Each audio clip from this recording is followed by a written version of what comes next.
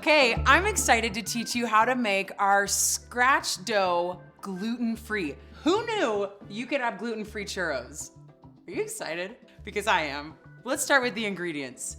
You need a cup of flour. Our favorite is Krusteaz gluten-free flour. It's beautiful. You're gonna need half a stick of butter, 4 tablespoons, 3/4 teaspoon of salt, a tablespoon of vanilla, 1 egg, 1 cup of water, oil for frying. We love to use canola oil. You can use any alternate oil that you like. Of course, the churro maker, the star of the show. And then you'll need a saucepan and possibly another saucepan if you want to use a separate one for frying. Today, we'll be using the KitchenAid mixer, but if you don't have one, you can also use your handheld mixer. Works great. So let's get started. First, you want to get your oil heating up. So I have about 2 inches of oil in this saucepan. With our candy thermometer, we want to get up to 375. If you don't have a candy thermometer, it'll be about a 4 out of 10 on your stovetop. So let's just put that over there. Next, we're gonna add our half stick of butter and our cup of water into the same saucepan. And then we're gonna let this come to a rolling boil and make sure that the butter has completely melted. So while our butter and water are coming to a boil, this is a great time to mix the rest of our ingredients. So let's start with our dry ingredients. We have our cup of flour, and we're gonna add 3/4 teaspoon of salt. 1/4, 2, 3, and then we're gonna do 1 egg. Okay, and 1 tablespoon of vanilla. All right, then we're gonna mix that up. Okay, so now our butter and water are boiling. So we're gonna grab that. And we are gonna pour our flour and salt mixture right into our saucepan. And then we're just gonna start stirring until we get to a Play-Doh-like consistency. And we wanna make sure there's no chunks of flour in our churros. So make sure you mix that really well. And then we're gonna bring this into a ball. Smells so good. Sweet churro dough. Okay, so once you've got it mixed into a Play-Doh-like consistency, we're gonna let this sit for about 2 minutes. Just let it cool off a bit while we get our mixer ready, and then we'll move on. All right, now that our dough's had a little time to cool down, we're gonna add it right into the mixing bowl. Let's get our mixer on a low speed, make sure that's locked. So maybe like a 2 to start. And then we will add our egg and vanilla. And then we can start to speed it up a little bit, maybe about a 4, 5.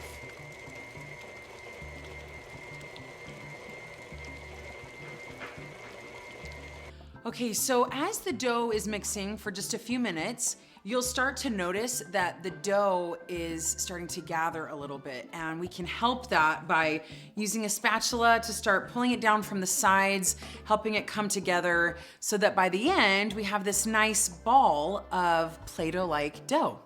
And we're gonna let that cool for just a few minutes before we head to the fryer. All right, our dough's had a few minutes to cool down, and we've got our churro maker ready. Make sure you have your hollow churro nozzle in place. And then we're gonna twist off the top, just one to the left, so that we can stuff this with churro dough. Now this churro dough is such a beautiful consistency.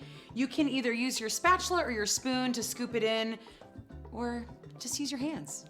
So I like to make it into like a little, almost like a cylinder, and then just plop it in. And then you can go ahead and twist your top back on, one to the right, and we're ready to start frying. All right, so once we've checked that our temperature is about 375, we're gonna get our churro maker, and we wanna hold it straight up and down over the oil, and you're gonna wanna give it a few twists. We like to keep our churros about 2 to 3 inches. We love mini churros. And you can use a knife or your finger. I'm gonna be using a knife today to cut these churros in. I like to do it close to the oil and just gently lay it down so I'm not getting too messy or getting oil everywhere.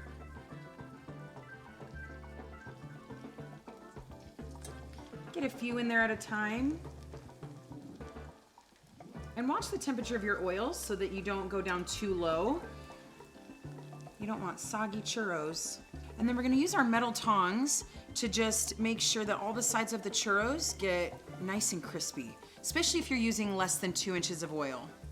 It'll take about 2 to 3 minutes for these churros to cook nicely. And the batch of dough that you made today will make about 13 to 15 mini churros. And when you pull the churro out, because they're hollow, you want to make sure to drain them before you put them on your towel. Get rid of all that excess oil. Ah, perfecto. And you just made churros! All right, you've got your churros lined up. Now comes the really fun part. Let's get some cinnamon sugar on these babies. Also, just smell it. It smells so good. I mean, be generous. You know, I love cinnamon sugar. We're gonna just cinnamon sugar all these babies, and then we're gonna rotate them and do the other side. And you wanna do this while they're warm so that the cinnamon sugar sticks to them. Now we're gonna fill these churros. If your dulce de leche has gotten a little cool, feel free to heat it up in the microwave for 10, 15 seconds, and then just grab your churro and fill it up until it gets to the top. Do a little curlicue if you want, and enjoy.